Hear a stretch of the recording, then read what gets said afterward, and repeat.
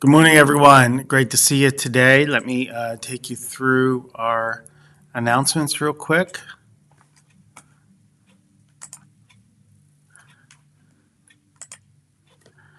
If we can get this up, hold on.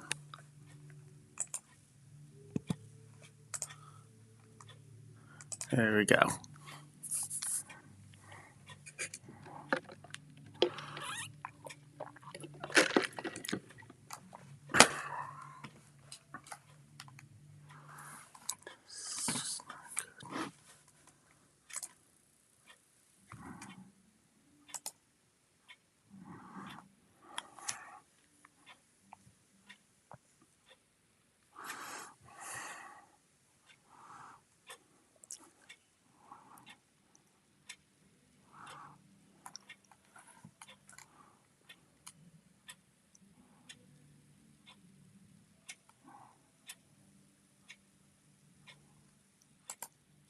All right. Well, it's great to have you with us today. And one thing we do want you to know that's not on the announcement slide is next week is Escape the Cape Triathlon.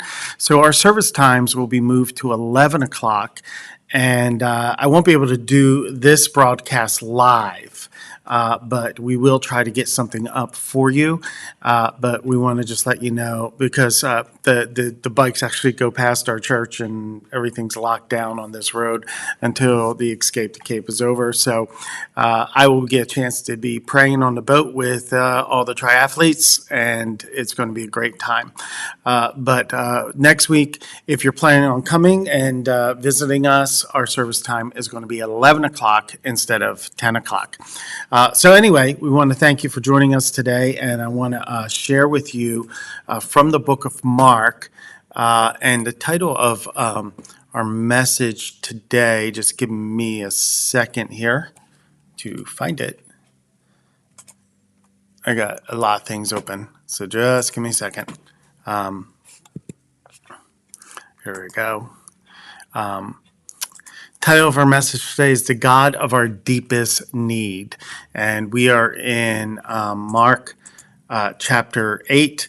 And today I'm going to talk about what your deepest need is, what yeast is, and what the solution is. And so Mark chapter 8, 1 through 21 says this. Oh, wait, can I do this and not be in the way? Okay. In those days, again, a great crowd gathered, and they had nothing to eat. And he called his disciples to them and said to them, I have compassion on the crowd because they have been with me now 3 days and have nothing to eat. And if I send them away hungry to their homes, they will faint on the way, and some of them have come from a far way. And his disciples answered, how can one feed these people with bread here in this desolate place? And he asked them, how many loaves do you have? And they said, 7. And he directed the crowd to sit on the ground, and he took the 7 loaves. Having given thanks, he broke them and gave them to his disciples and set before the people. And they sat them before the crowd. And they had a few small fish, and having blessed them, he said that these also should be set before them. And they ate and were satisfied, and they took up the broken pieces left over, 7 basketfuls. And there were about 4,000 people, and he sent them away. And immediately he got into the boat, and his disciples went to the district of Dalmathula. The Pharisees came again to argue with him, seeking from him a sign from heaven to test him. And he sighed deeply with his spirit and said, why does this generation seek a sign? Truly I say to you, no sign will be given to this generation. And he left them, and he got into the boat again and went to the other side. And now they had forgotten to bring bread, and they had only a loaf with them in the boat. And he cautioned them, saying, watch out, beware of the leaven of the Pharisees and the leaven of Herod. And they began discussing with one another the fact that they had no bread. And Jesus, aware of this, said to them, why are you discussing the fact that you have no bread? Do you not yet perceive or understand, or are your hearts hardened?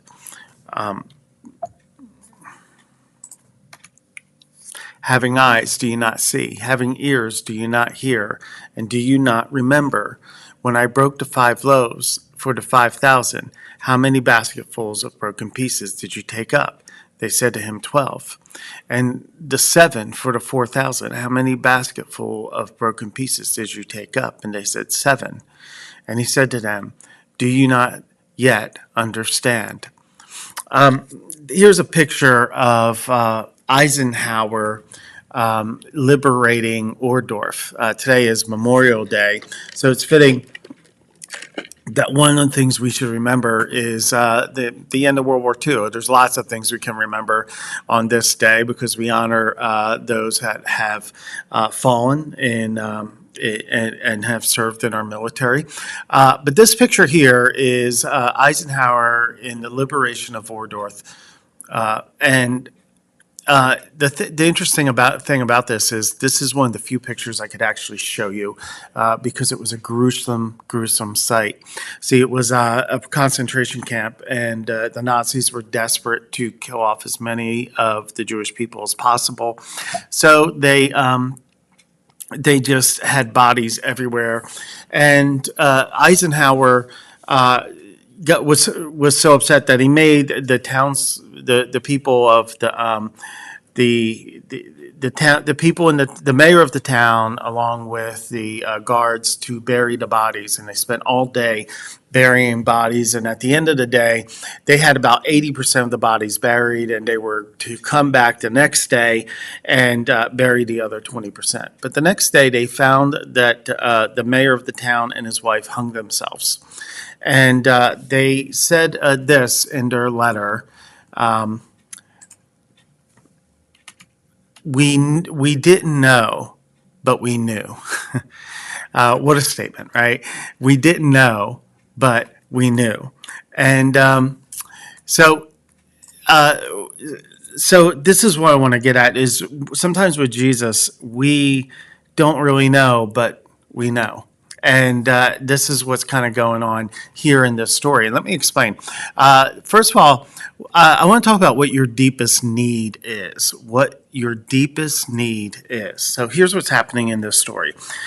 This is the second time Jesus feeds people. This time he feeds 4,000 people, 4,000 men. Some say, so there may be more, there may be women and children there, but this is different. See, the last story was a bunch of Jewish revolutionaries who wanted to take over the Roman Empire, and he sat them down and fed them. But this was in a Gentile area, and these people were mostly Gentiles, meaning they were not part of the Jewish religion, and they had no need to follow a Jewish Messiah. They had no concept. They had no real. They didn't have Abraham as their father. They didn't have the story of Moses growing up. They had none of this. And here's also the thing that's really interesting. They were in a desolate place. Today we travel around. We say, I'm going to get in a car. I'm going to go across the country. We could do that if we want. We know there's places to stop. We know that there's places we can get food. But this was these were people that were people that knew that if they left the cities and went into places where there was no city, was no civilization, there may be no way for them to get food, and they understood this, and yet they followed Jesus anyway. And they found themselves in a place where they didn't have any food, and yet they were still following Jesus and listening to him. These Gentile people that had no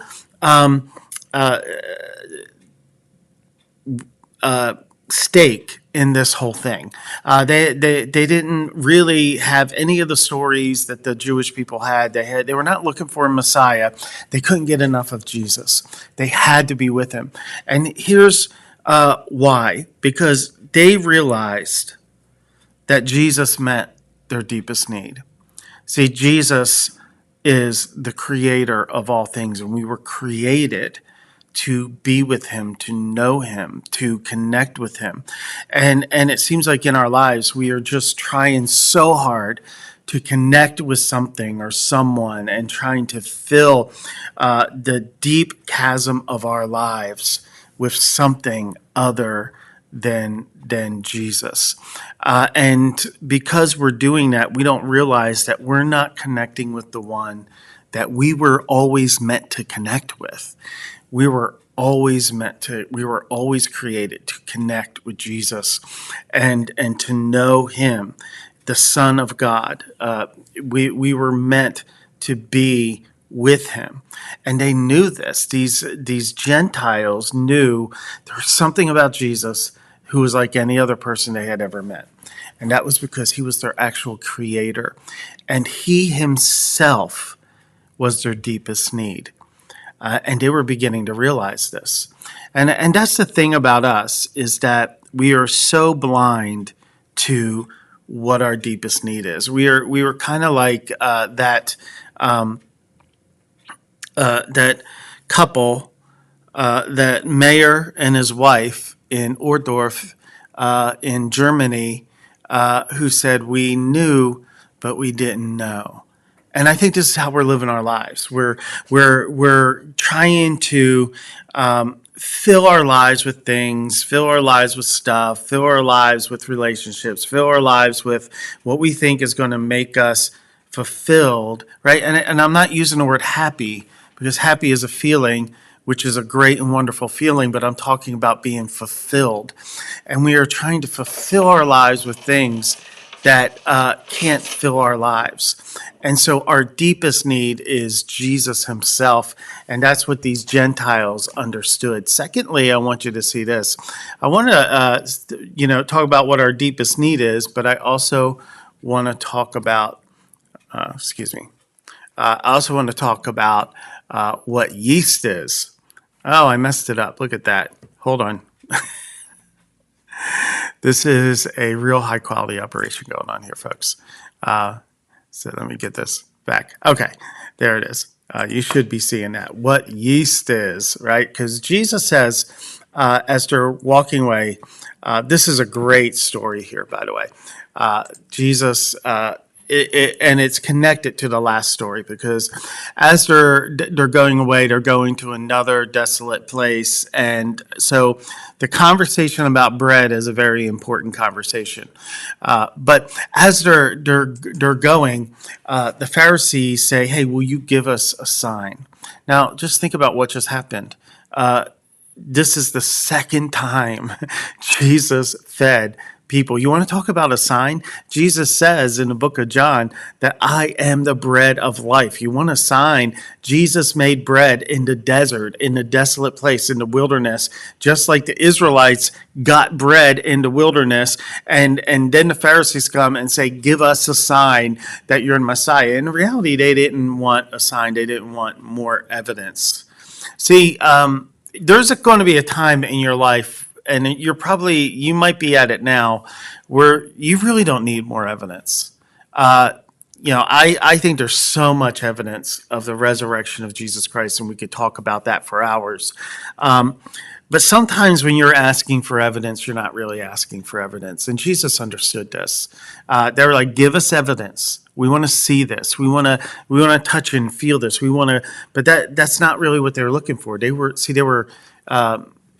They were intimidated by Jesus, because Jesus was going to change their life. Jesus was going to revolutionize their lives if they were going to follow him.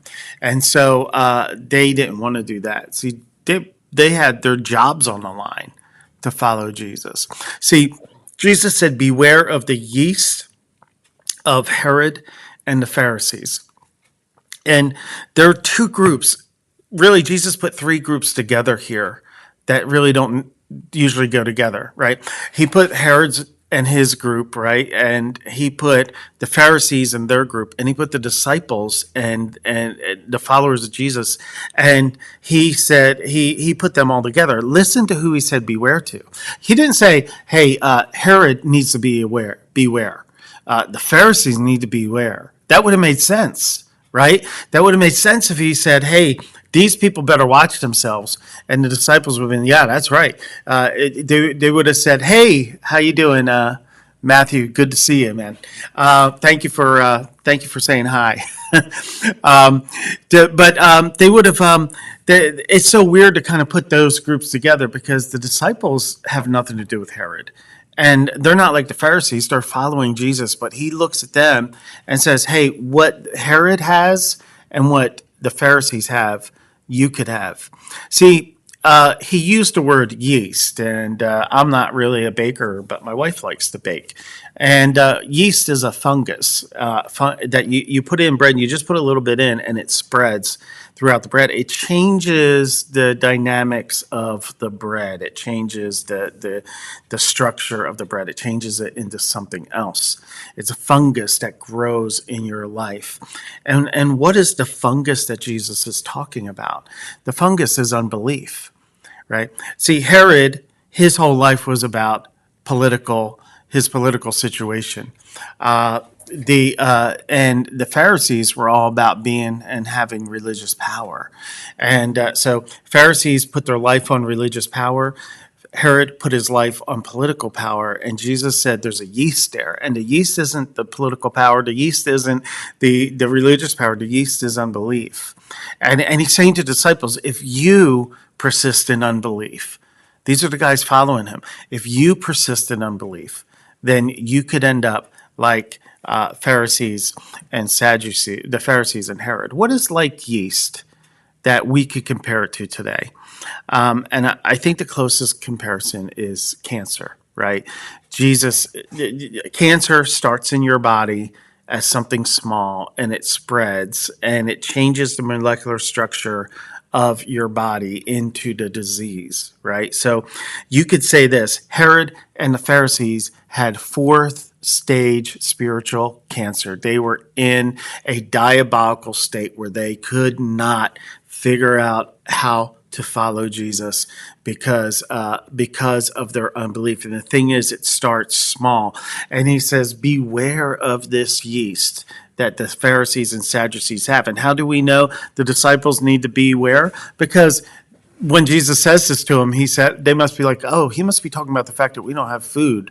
And he says to them, don't you remember what just happened? When I fed the 4,000, how many loaves were left? When I fed the 5,000, how many loaves were left? 12, one for each of them. 12 is the number of the tribes of Israel, the number of the disciples, right? And then how many were left the second time? 7. 7 is the number of completion. He's talking about who he is, right? And he's like, you're worried about bread, but you're not worried about who I am. Don't you realize what I'm able to do? Not just what I'm able to do, but who I am. And so Jesus is saying to them, beware of this yeast. Yeast is a fungus that grows. And it seems like we kind of want to keep playing with Jesus instead of really interacting with him and knowing him. And I know there's a place to say, okay, let's talk about evidence. And I love this stuff. I love talking about evidence. But the evidence just kind of confirms my faith, right? It's not something that I'm going to take and prove to someone, because if someone doesn't want to believe, they're not going to believe. And this is the proof of it, because the Pharisees are seeing Jesus feed people in the desert and they're saying, hey, you need to give us a sign.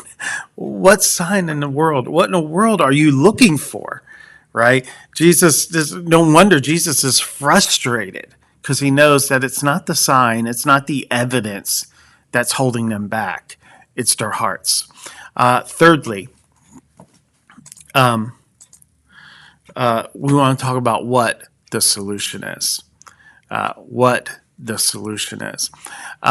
ultimately, this is going to sound way too simple, but the solution is really putting your trust in Jesus and knowing who he is. Colossians 1:15 through 19 says this. He is the image of the invisible God, the firstborn over all creation. For by him all things were created in heaven and on earth, visible and invisible, whether thrones or dominions or rulers or authorities, all things were created through him and for him. He is before all things. In him, all things hold together. And he is the head of the body, the church. He is the beginning, the firstborn from the dead, that in everything he might be preeminent. For him, in him, all the fullness of God was pleased to dwell. So, want to talk about the solution to your problem? It really comes down to this.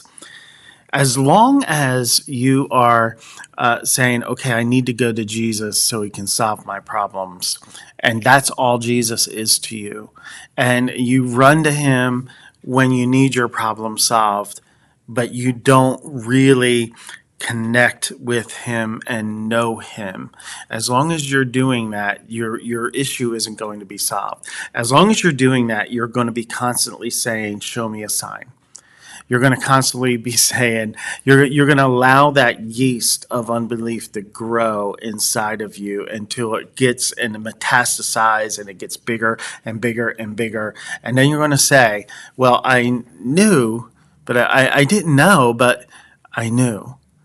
See, whenever we're running and trying to find the deepest meaning of our life in some other thing, whenever we're distracted and making other stuff, our education, our career, our grandchildren, our children, our spouse, our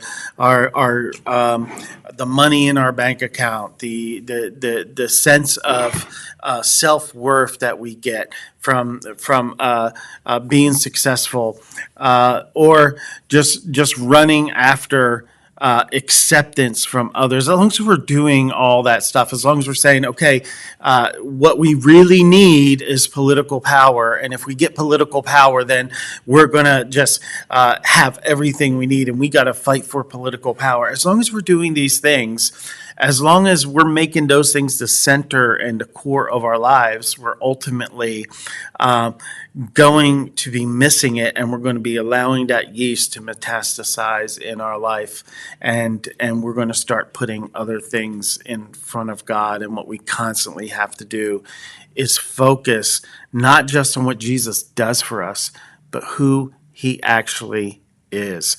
Let me read that scripture to you one more time, and I'm going to read it to you slowly because I don't know why that's coming up. I'm going to read it to you slowly